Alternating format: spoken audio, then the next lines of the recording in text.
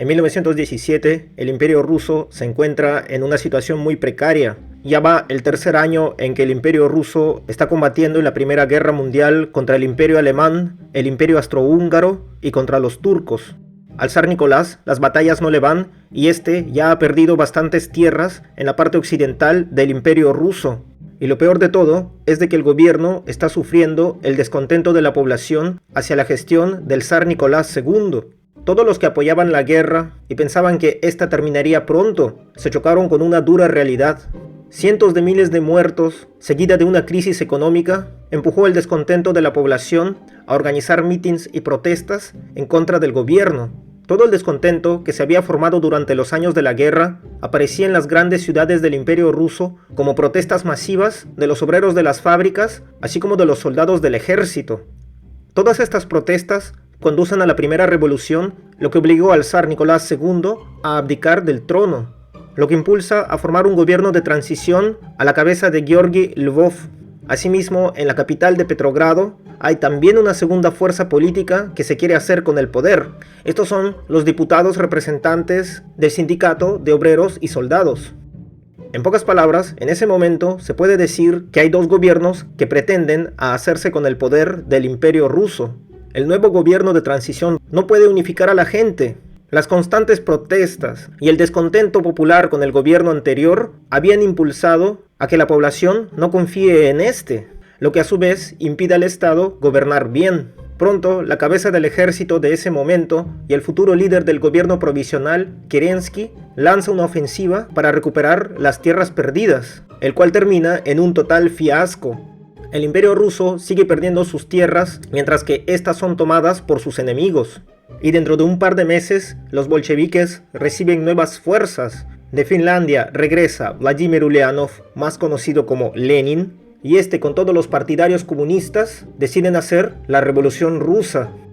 El 7 de noviembre de 1917, los bolcheviques, apoyados por varios oficiales del ejército, empiezan la Revolución Rusa. El Palacio de Invierno es tomado por los revolucionarios y con esto se logra la Revolución Rusa. Después de la toma de la capital, muchas otras ciudades y regiones del Imperio ruso también se integran a la revolución. Mientras que la cabeza del gobierno transitorio, Alexander Kerensky, debe de retroceder en sus metas políticas y huir de la capital. Después migraría al extranjero.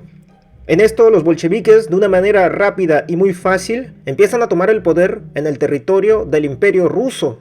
Solamente en 15 ciudades de las 84 grandes ciudades del Imperio ruso se resistieron a ser tomadas por los bolcheviques, mientras que en el resto, la gente misma ayudaba a los bolcheviques a tomar el poder o tenían una posición neutral ante la toma de poder de estos. La Revolución Rusa y la toma del poder de los bolcheviques, en vez de corregir los problemas entre las clases sociales, las agrava. Mientras que la Primera Guerra Mundial y la cantidad de armas que se le había dado a la población a causas de la guerra, provoca el levantamiento en varios pueblos en contra de los bolcheviques, lo que condujo a la Guerra Civil Rusa. Asimismo, la coalición internacional, Gran Bretaña, Francia y Estados Unidos, apoyan incondicionalmente cualquier movimiento antibolchevique.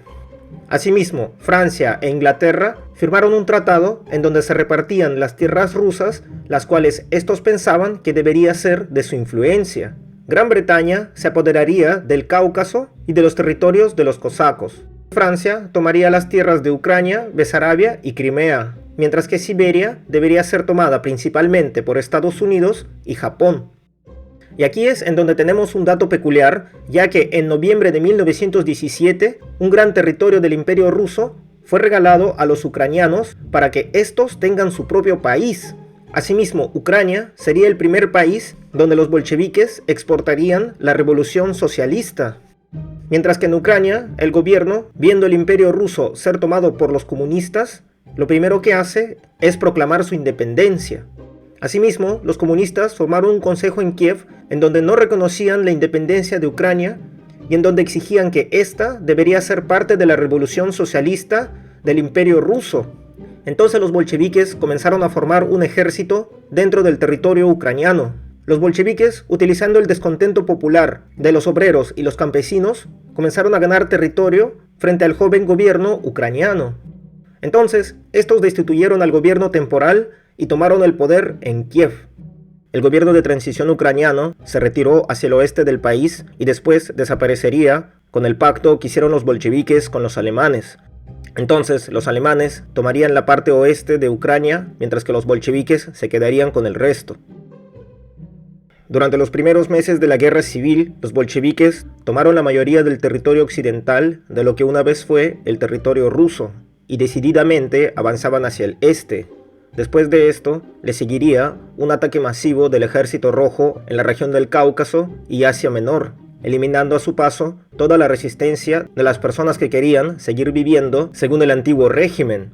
Asimismo, dentro de los territorios ya conquistados, la religión para los bolcheviques también le es un problema, ya que muchos de los pueblos del Imperio Ruso son gente demasiado religiosa, y estos oponen una férrea resistencia al nuevo gobierno, mientras que los países que habían pertenecido al Imperio Ruso de Asia Menor, en su mayoría de religión islámica, tratan de unirse para hacerle frente a los bolcheviques. Podemos decir que la resistencia religiosa fue la más larga y la más temeraria de todas, ya que esta se puede decir que resistió hasta los años 30, y según otras fuentes hasta el 42.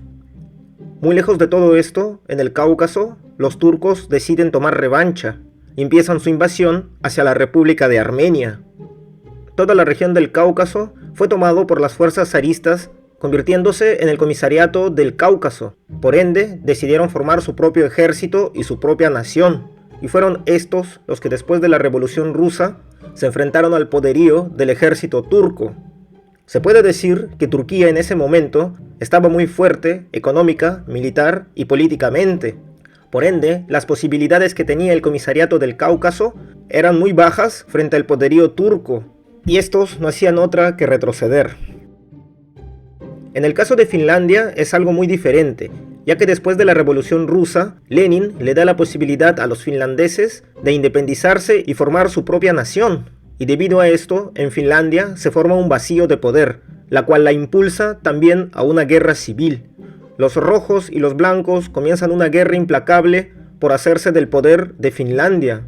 Mientras esto, los ingleses no perderían la oportunidad y apoyarían a los blancos, descargando el 6 de mayo en el crucero Gloria a un compartimiento especial, y así empiezan las intervenciones extranjeras durante la Guerra Civil Rusa. Mientras esto, en Bielorrusia, la noche del 19 al 20 de marzo, los polacos, al mando de los alemanes, toman la capital de Minsk. Estos, al llegar al poder en Bielorrusia, lo primero que hacen es disolver al gobierno socialista que está en el poder en ese momento. Después pondría un gobierno títere a la cabeza de Skirmund, y con esto Bielorrusia tendría que haberse separado de facto del Imperio Ruso. Mientras eso, en el norte del Cáucaso, el frente se había consolidado, mientras que los blancos oponían una férrea resistencia para la zona del noroeste del Cáucaso. Aquí fueron a parar todos los oficiales y generales de lo que alguna vez fue el Imperio Ruso, que no querían seguir las órdenes de los bolcheviques. Y con esto se formaliza el movimiento de los blancos dentro de la Guerra Civil Rusa. Para muchos, enrolarse dentro del ejército de los blancos era la única forma de resistencia contra los bolcheviques para volver a la vida y a los privilegios que habían tenido durante el gobierno anterior. Pese a todo esto, la población de estos territorios, en su mayoría cosacos, estaban descontentos con la gestión anterior, ya que estos habían perdido la guerra con Alemania y el Imperio Ruso había perdido bastantes tierras por culpa de ellos. Entonces, la población decidió apoyar a los bolcheviques y por consiguiente la influencia de los blancos fue eliminada de la región del Cáucaso. Así que si lo vemos desde el punto de vista objetivo, los bolcheviques no tuvieron ninguna resistencia los primeros años de la Guerra Civil Rusa. Los bolcheviques habían obtenido bastantes victorias durante los primeros años de la guerra, esto principalmente gracias al apoyo de la población. Sin embargo, la firma del Tratado de Brest entre Alemania y el Imperio Ruso cambió radicalmente la forma en que veía la población a los bolcheviques. Según este tratado, grandes territorios europeos del Imperio Ruso pasarían a ser de Alemania, los países bálticos, Polonia, Bielorrusia y Ucrania. Esta gran pérdida volvería a Rusia hacia la misma posición que tenían en el siglo XVII, y con esto definitivamente Rusia perdería su estatus de imperio. A este tratado, a Lenin prácticamente lo obligaron a firmarlo, ya que el ejército alemán avanzaba de manera implacable por todas las tierras rusas. al mismo tiempo que el ejército rojo no tenía ni la fuerza ni la tecnología necesaria para poder enfrentarlo, mientras que la corta proximidad que había entre la capital de Petrogrado con el frente alemán era prácticamente cuestión de tiempo, y es por este motivo que Lenin se ve obligado a firmar la paz con Alemania. Mientras que la población, pese a los 4 años de guerra y la toma del poder de los bolcheviques, vio como un golpe por la espalda por parte de Lenin al firmar este tratado. En pocas palabras, la población vio el derrotismo de los bolcheviques como una debilidad, y esto le dio una ventana a los blancos para seguir resistiendo en contra de los comunistas. Mientras eso, en la parte del extremo oriente, Japón desplaza 70.000 tropas y empieza a invadir la región de Vladivostok y Manchuria. Más tarde, a esto se les unirían los estadounidenses, los británicos y los franceses. Y así empieza la intervención extranjera en el extremo oriente del Imperio Ruso. En abril de 1918, en el país de Finlandia, los blancos, apoyados por la coalición internacional, se hicieron finalmente con el poder, mientras que los alemanes se habían hecho con toda la región de los países bálticos, así como también toda la región de Ucrania estaba bajo el poder de los alemanes y de los austrohúngaros. En ese momento, en Ucrania, llegó al poder Viermans Karapatsky. Este hizo bastantes reformas para cambiar todas las leyes que habían creado los bolcheviques en Ucrania, lo cual conduciría a Ucrania a convertirse en una pseudo-monarquía con un dictador totalitario en cuyas manos estaría todo el poder político, administrativo y militar de la nación.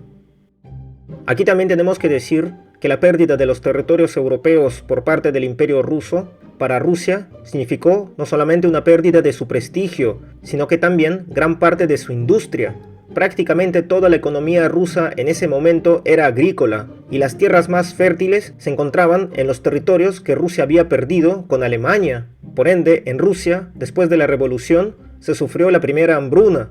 Los precios de los alimentos subieron, mientras que el descontento popular crecía, así como las protestas dentro de las ciudades grandes en contra de los comunistas, lo que trajo como consecuencia que estos promulgaran leyes en contra del libre comercio en la población, así como también la confiscación de bienes a ciertos individuos, lo que trajo consigo que la misma población se armara y le hiciera frente a los comunistas, lo que a su vez provocó la opresión por parte del gobierno en contra de los campesinos. Sin embargo, a finales de mayo de 1918, pese a todos los problemas antes vistos, los bolcheviques no solo se hicieron con gran parte del territorio del Imperio Ruso, sino que también se habían afianzado en él. Solamente la región de Dansky, Ucrania, el norte de Rusia y algunas regiones del mar Caspio se encontraban todavía en posesión de los blancos, lo que le daba a los bolcheviques la seguridad de que muy pronto concluiría la guerra civil rusa con la victoria total de los comunistas. Sin embargo, la guerra civil rusa estaba muy lejos de terminarse. Pese a los grandes territorios que habían ocupado los bolcheviques, el poco control que estos tenían sobre los campesinos y sus tierras era el talón de Aquiles de la toma del poder total en lo que fue alguna vez el Imperio Ruso. Y se puede decir que la gota que rebasó el vaso fue cuando los bolcheviques empezaron una movilización general de los pueblos del territorio ocupado para el ejército de los rojos, lo que provocó que los campesinos que tenían una posición neutral se pusieran en contra de los comunistas. Y esto fue un hecho muy bien utilizado por el movimiento de los blancos, los que para ese momento ya habían reforzado sus posiciones. Para esto, en la región del Don, en marzo de 1918, contra los comunistas se habían agrupado los pueblos cosacos del norte del Cáucaso, bajo el liderazgo del general Krasnov.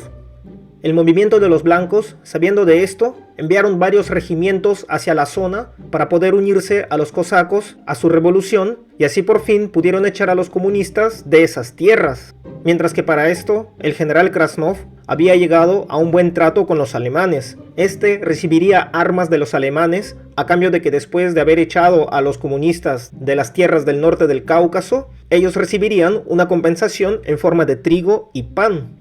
Y así fue como el movimiento de los blancos, bajo el liderazgo del general Dinikin, empezaron a echar a los comunistas fuera del territorio del norte del Cáucaso. Y con esto empezó la segunda batalla por Kubán.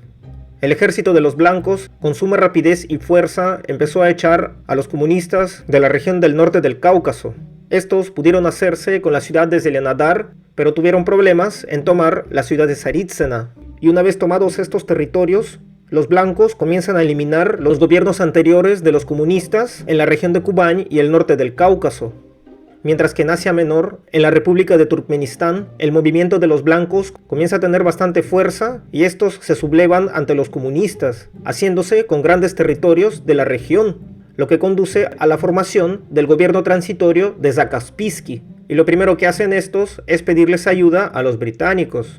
Los ingleses no se hacen esperar y tomando esta gran oportunidad, introducen a su ejército en la región de Asia Menor de lo que una vez fue el Imperio Ruso. Y así es como empieza la intervención extranjera en el Asia Menor. Y se puede decir que fueron los ingleses los que dominaron este territorio los siguientes 6 meses. Mientras que los gobiernos de transición que se habían formado en el Cáucaso después de la echada de los comunistas fueron rápidamente puestos bajo dominio ya sea de los alemanes o de los turcos. En julio de 1918, los alemanes desembarcan a 30.000 soldados en la República de Georgia, haciéndose con el control prácticamente de todos los órganos gubernamentales del país, mientras que los turcos, con el ejército azerí, toman la capital de Azerbaiyán y forman un gobierno transitorio para la integración de esta república al país de Turquía. Es un momento muy delicado para los bolcheviques, ya que estos comienzan a perder en todos los frentes. En Asia Menor pierden la región de Chelyabinsk, Omsk y Petropavlovsk, mientras que los austrohúngaros, por el apoyo financiado hacia los blancos, se hacen con el poder del tren transiberiano, desde los montes Urales hasta el lago Baikal. Mientras que en diciembre de ese año, los comunistas son expulsados de toda Siberia, formándose así el gobierno de transición de Omsk. Asimismo, el movimiento de los blancos fue ganándole terreno a los comunistas desde Siberia hasta la ciudad de Yekaterinburgo. Pero antes de dejar esta ciudad, los comunistas fusilan al zar y a su familia para evitar así que el anterior gobierno vuelva a poseer sus antiguos privilegios. Muy pronto, en las ciudades de Samara y Saratov también se forma un gobierno de transición, más conocido como Komoch. Todos estos gobiernos transitorios le pusieron freno a los comunistas y marcaron un frente acorralándolos en el corazón del territorio europeo del Imperio Ruso. Pero no por mucho tiempo, ya que los comunistas se reagruparon y pudieron dar un contraataque expulsando a los blancos de estos territorios. En septiembre de 1918, el gobierno de transición de Siberia, más los demás gobiernos de transición aquí antes vistos, se reunieron en Ufa para formar el nuevo gobierno de lo que sería la Nueva Rusia. Pero en noviembre, los bolcheviques tomarían Kolchak y con esto se acabaron las ansias de los blancos de formar un nuevo gobierno de la Rusia zarista. Mientras que en el territorio del Imperio Ruso la guerra civil estaba en su apogeo, en el oeste de Europa, las potencias de la Alianza de Antante por fin pudieron abrirse en el frente contra los alemanes y empezaron a ganarles terreno, lo que condujo a la derrota de Alemania en la Primera Guerra Mundial. Según el acuerdo secreto de Copenhague, todos los territorios tomados por Alemania en el Imperio Ruso deberían de pasar a posesión de las potencias europeas que habían ganado la Primera Guerra Mundial, y por esto los ejércitos alemanes deberían de quedarse en los territorios ocupados del Imperio Ruso hasta la llegada de los ejércitos de los países de Antante. Los alemanes, por supuesto, sabían que esto no les convenía y por ende decidieron abandonar los territorios conquistados que el Imperio Ruso había cedido durante la Primera Guerra Mundial, mientras que los países de Antante alcanzaron solamente a introducir sus ejércitos en algunos territorios. En el caso de Ucrania, el gobierno rápidamente es sustituido por Vladimir Vinichenko y Simeón Petliura, mientras que los bolcheviques rápidamente regrupan sus fuerzas para recuperar los territorios perdidos de Ucrania. Mientras eso, en Moscú, después de conocer la derrota de los alemanes en la Primera Guerra Mundial, se toma la decisión de reagrupar al ejército y empezar la contraofensiva hacia el oeste para recuperar las tierras perdidas. Asimismo, ya formada la República Socialista de Rusia, esta anula el Tratado de Brest, así como con el Tratado de Paz entre Turquía y lo que alguna vez fue el Imperio Ruso, y con lo que significaba que los comunistas se harían con más enemigos. En noviembre, Rumania declara como suyas los territorios de Besarabia en la actual Moldovia, con lo cual obtiene el apoyo de los países occidentales de la Alianza del Antante. Mientras que en el sur del Cáucaso, después de la derrota de Alemania, Turquía, como su aliado, debe de abandonar las tierras antes conquistadas de Armenia. Por ende, los ingleses se declaran como protectores del Cáucaso y comienzan a invadir las zonas del sur de este. En el norte, en los países bálticos, así como en Bielorrusia, esta situación se repite. Los alemanes, con tal de sabotear a sus enemigos principales, a los ingleses y a los franceses, ceden sus territorios para los bolcheviques, yéndose antes de tiempo, lo que le daría tiempo a estos para ocupar estas tierras. El Ejército Rojo comienza la ofensiva primeramente en el territorio de Bielorrusia sin que prácticamente le ofreciera resistencia. Igualmente sucede en los países bálticos. Para esto, algunos gobiernos que habían formado a los alemanes en estos territorios no quieren ser nuevamente del territorio ruso, y por esto es que organizan sus propios ejércitos. El primero de estos países en oponer una resistencia al Ejército Rojo fue el país de Estonia. Este, en un corto tiempo, logró hacerse con un ejército de 13.000 hombres. Sin embargo, los bolcheviques avanzan muy seguramente por las tierras de Estonia y se acercan hasta unos 30 kilómetros de la capital de Tallinn. Pero los estonios no querían volver a ser parte de Rusia, y por eso es que su pequeña resistencia de 13.000 hombres puede hacerle frente a 40.000 soldados del Ejército Rojo, y con esto pudieron detener a los bolcheviques y empezar a echarlos fuera de su territorio. Al mismo tiempo, en el país de Latvia, estos solamente pudieron formar el insignificante número de 300 hombres, lo cual no fue resistencia alguna para el gran Ejército Rojo, y por esto fue que Latvia rápidamente fue ocupada por los soviéticos. Y con esto se forma la República Soviética de Latvia, y prácticamente lo mismo pasa con Lituania. Esta forma un ejército desorganizado y precariamente armado, lo que lleva por consiguiente la toma de Lituania de una manera fácil y rápida. Mientras eso, en los territorios de Polonia se forma un gobierno provisional con la ayuda de los ingleses. Estos rápidamente organizan un ejército muy bien armado y se integran a la carrera por conquistar las tierras de lo que una vez fue el Imperio Ruso. El gobierno de Polonia, recién creado, demuestra sus ansias imperialistas, conquistando rápidamente los territorios de Latvia, Bielorrusia y Ucrania, lo que llevaría después a la guerra soviético-polaca. En el norte, el ejército de Estonia, con apoyo de los ingleses, logran expulsar totalmente a los soviéticos de su territorio, y después comienzan la ofensiva para conquistar las tierras de Latvia. Mientras eso, en el sur de la joven Unión Soviética, el movimiento de los blancos nuevamente toma fuerza en el norte del Cáucaso, al mando del general Denikin, mientras que los países de Antante, liderados por Inglaterra, invaden los territorios de Crimea y el sur de Ucrania, con un ejército de más de 60.000 hombres. Sin embargo, el actuar de los lugareños desmoralizan totalmente a este ejército, haciendo que en pocos meses huyan nuevamente hacia Europa. Mientras que en Ucrania, los bolcheviques, con ayuda de la misma población ucraniana, comienzan a tomar los territorios rápidamente, expulsando al gobierno transitorio de Petliura hacia el oeste del país. El apoyo de la población, más la rápida reconquista de los territorios del Imperio Ruso, le dan la seguridad a los soviéticos de devolver las tierras de Besarabia de los invasores rumanos. Sin embargo, estos planes nunca llegarían a hacerse, ya que en el frente oriental, en el territorio de los Montes Urales, el movimiento de los blancos comienzan una contraofensiva en contra de los soviéticos. Estos se hacen con los territorios de Ufa y algunos otros pueblos aledaños, y pese a que esta ofensiva tuvo un gran éxito al comienzo, se detuvo de manera abrupta. El Ejército Rojo, en el frente oriental, ya era un ejército mucho más experimentado y organizado, así como también los generales del Ejército Rojo se habían hecho expertos en el campo de batalla. Por ende, la estrategia inicial de los blancos rápidamente es utilizada por los bolcheviques. En abril, después de la ofensiva de los blancos, llegaría el contraataque del Ejército Rojo, y el frente rápidamente empieza a desplazarse hacia Siberia. El movimiento de los blancos, al mando de Denikin, empiezan a expulsar a los soviéticos hacia el norte, hacia la toma de la capital Kiev y la ciudad de Kharkov.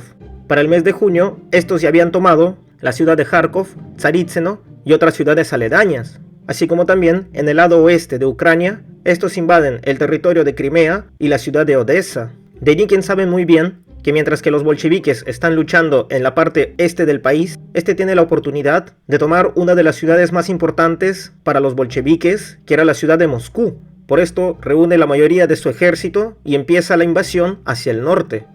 Para septiembre, Denikin ya había tomado las ciudades de Kursk, Arlov y las ciudades aledañas. Mientras eso, en el centro del país, los campesinos, cansados de la guerra civil, se alzan en armas para exigir el abandono del poder por parte de los bolcheviques. La mala organización, los desertores y la mala cantidad de ejércitos que habían en estos territorios hacen que los campesinos se hagan con grandes porciones de tierras, con lo que crea a su vez el movimiento de los verdes. Sin embargo, en un corto tiempo, estos revolucionarios poco organizados sucumben hacia el gran poder del Ejército Rojo, con lo que pondría fin al movimiento de los Verdes en 1919. Mientras eso, en los países bálticos, Estonia, con el apoyo de los ingleses, más los regimientos alemanes que se habían quedado en los países bálticos en ese momento, logran expulsar al Ejército Rojo del territorio de Latvia, para formar luego un gobierno títere de los ingleses. Así como también en el territorio de Estonia, el general Nikolai Yudenich forma un ejército de 20.000 hombres para atacar la ciudad de Petrogrado. Este, con la ayuda del ejército estonio, comienza su invasión hacia la ciudad de Petrogrado. La buena organización y liderazgo del ejército, más la ayuda de los ingleses y los franceses, hacen que el general Yudenich conquiste rápidamente las tierras de la Unión Soviética. Todo esto le dan al general Yudenich la posibilidad de acercarse a la ciudad de Petrogrado a unos 40 kilómetros. Mientras eso, en la ciudad, en el Ejército Rojo, se siembra el pánico, mientras que el gobierno manda a sus emisarios para el cambio del poder en la ciudad. Pero todos estos planes son contenidos gracias a que Trotsky llega a la ciudad y organiza rápidamente una férrea resistencia. En septiembre de 1919, los blancos están más cerca de ganar la guerra civil rusa que nunca. Por el norte, el ejército de Yudenin está a punto de tomar Petrogrado, mientras que por el sur, el movimiento de los blancos se acerca con toda fuerza hacia la nueva capital de Moscú. Todo esto hace temblar a los comunistas, ya que están a punto de perder las dos ciudades más importantes de la nueva Unión Soviética. Sin embargo, la suerte no estaría del lado del movimiento de los blancos, ya que en el territorio de Ucrania, el ejército de los blancos fue debilitado por la formación de un nuevo gobierno de bandidos encabezados por el delincuente Makhno, lo que trajo por consiguiente de que el general Denikin enviara tropas para contener a estos bandidos. Las firmas del Tratado de Paz entre la Unión Soviética y Polonia liberaría a mucha cantidad de ejércitos que fueron utilizados para el contraataque en el territorio de Ucrania, mientras que por el contrario, los blancos se resistían a reconocer la independencia de Polonia, lo que haría que Polonia se pusiera del lado de los comunistas. El 11 de octubre de 1919, los bolcheviques empezaron su ofensiva para recuperar las tierras de Ucrania en la región de Arlov. 62.000 soldados del Ejército Rojo contra 22.000 soldados del Ejército Blanco de Denikin. El gran número y el poderío del Ejército Rojo le da la ventaja en esta contraofensiva, haciendo retroceder al capitán Denikin. Mientras que en el norte, en el territorio de Petrogrado, el movimiento de los blancos también empieza a perder fuerza. El Ejército Rojo, reagrupado y liderado por Trotsky, acomete una contraofensiva contra los estonios y el general Yudenich, haciéndolos retroceder en dirección hacia el oeste. Esta contraofensiva fue tan efectiva que el Ejército Rojo pasó rápidamente de una posición precaria a retomar nuevamente las tierras de lo que habían sido las tierras rusas de Estonia. Mientras que Estonia, para evitar ser nuevamente conquistada, pone a sus fuerzas en modo defensivo en la ciudad de Narva. Asimismo, en la región de Ucrania, al general Denikin no le esperan buenas noticias. Gracias al efectivo contraataque del Ejército Rojo, el frente para estos empieza a desmoronarse. Estos abandonan Voronezh, Kursk, Kharkov y Kiev, mientras que sus ejércitos son separados por el territorio de los bandidos de Makhno. Esta vez, el Ejército Rojo no dejaría que volviera a aparecer un movimiento armado de insurrección en los territorios de Ucrania y el norte del Cáucaso, mientras que en el frente oriental, el movimiento de los blancos comienzan a retroceder de manera abrupta en dirección hasta Siberia. Asimismo, en muchos territorios siberianos, la misma población empieza a sublevarse para el lado de los bolcheviques, haciendo retroceder aún más rápido a los blancos hacia las regiones del este de Siberia. Y en un mes, en el mes de enero, el gobierno prosarista a la cabeza de Kolchak es derrotado y este es fusilado. Al mismo tiempo, en la región del Cáucaso y el sur de Ucrania, Denikin estabiliza el frente en los territorios de Crimea y el norte del Cáucaso, mientras que en los países bálticos, Estonia también estabiliza el frente en la ciudad de Narva, y con esto los estonios proponen un tratado de paz a los soviéticos, el cual es firmado reconociendo al fin la independencia de Estonia, y con esto se acabarían los aires imperialistas de Estonia. El Ejército Rojo se vuelve el garante de paz en este país, obligando al país de Estonia a desarmar y a entregar 15.000 de sus soldados a los soviéticos. Al sur de Rusia, en el norte del Cáucaso, para el general Denikin, la situación se vuelve cada vez más espantosa. El Ejército Rojo avanza de manera victoriosa por todas partes sin que nadie pudiera hacerle frente, mientras que Denikin huye hacia la región de Crimea y después este huiría al extranjero, dejando el poder a su subyugado Wrangel, y dentro de un mes, este sería asesinado en Estambul. Polonia, después de haber firmado el Tratado de Paz con la Unión Soviética, no rebajaría su hambre imperialista de conquistar nuevos territorios a sus países vecinos. Por ende, viola el Tratado de Paz y empieza la invasión hacia los ex territorios de la Polonia antigua de la Edad Media, hacia los territorios de Bielorrusia y Ucrania, poniendo allí gobiernos títeres bajo el poder de Varsovia. En este momento, los soviéticos controlan prácticamente todo lo que había sido el territorio del Imperio Ruso, y se puede decir que los bolcheviques ya eran los ganadores definitivos de la Guerra Civil Rusa. Solamente en la región del Extremo Oriente, los japoneses siguen manteniendo los territorios de la región de Vladivostok. Los soviéticos, una vez asimilados en el poder, comienzan a devolver las tierras de los países que antes habían pertenecido al Imperio Ruso a la Unión Soviética, empezando por los países del Cáucaso. En abril, el Ejército Rojo toma rápidamente la capital de Bakú del país de Azerbaiyán, y con esto se formaría la República Socialista Soviética de Azerbaiyán, mientras que los ingleses, quienes querían ser los que dominaran el Cáucaso, ven con muy malos ojos la anexión de estos países a la Unión Soviética. Mientras que en los países de Georgia y Armenia, al ver lo que le había pasado al vecino país de Azerbaiyán, comienzan a movilizar su gente para incrementar a sus ejércitos. Mientras que en los territorios ocupados por los polacos en el oeste de Ucrania, se alían con el gobierno de Varsovia contra los comunistas, una alianza que legitimiza una supuesta cruzada de liberación de Ucrania.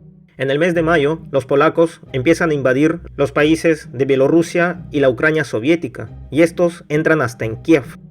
Mientras eso, en el Cáucaso, los soviéticos reconocen la independencia de Georgia, al mismo tiempo que en el norte de Irán se forma la República Soviética de Girlianska, pero esta solamente duraría un par de meses y después sería tomada nuevamente por los iraníes.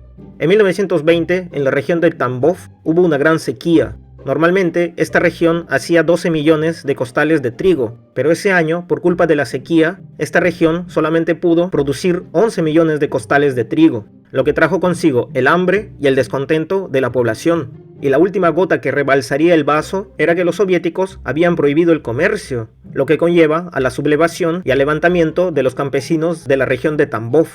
Estos organizan un ejército rápidamente y reviven el movimiento de los verdes, lo que contagiaría la revolución hacia el resto de las ciudades en el centro de la Unión Soviética. Mientras que en el sur de Ucrania, desde la península de Crimea, el general Wrangel, viendo que el ejército rojo estaba batallando en contra del ejército polaco, decide empezar su ofensiva hacia el norte, a Ucrania. Sin embargo, el gobierno de los bandidos de Makhno se unen a los bolcheviques y junto con el ejército rojo logran echar de las tierras ucranianas al ejército blanco. Mientras eso, en Moscú, Lenin con sus generales logran frenar el avance polaco y empiezan una contraofensiva hacia los territorios de Bielorrusia y el oeste de Ucrania. Con mucha sorpresa para los polacos, el ejército rojo resultó ser demasiado fuerte y este empezó su avance para devolverle a la Unión Soviética las tierras que antes habían sido del Imperio Ruso, mientras que Lenin ya hacía planes para la reconquista de Polonia y cómo sovietizar esta nueva república. Y así es como en Polonia se forma el Comité Revolucionario Socialista de Polonia.